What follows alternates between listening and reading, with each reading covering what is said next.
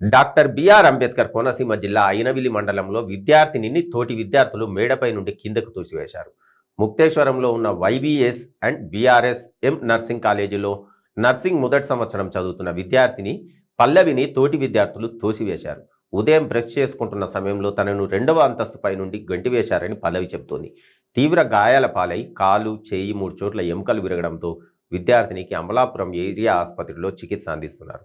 8 మంది విద్యార్థులు కలిసి ఉంటున్న హాస్టల్ రూమ్లో నైటు ఒకరి డబ్బులు పోయాయని, అందరి బ్యాగ్స్ తోటి విద్యార్థులు వెతికారని పల్లవి తెలిపింది. రాత్రి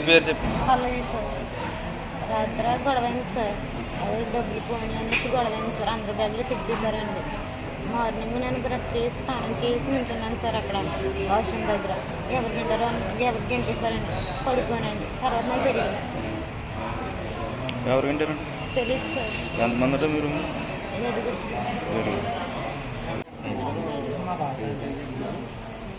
సరే, మీ రూమ్ బయటలో ఎంత ఏడుగురు ఉన్నారా? అందరితో గొడవ అయిందా? సరే, ఏమంటే ప్రిన్సిపల్ గారు, ఎందుకంటే ట్రీట్మెంట్ తీసుకోవాలి. సో మీరు ఏం సార్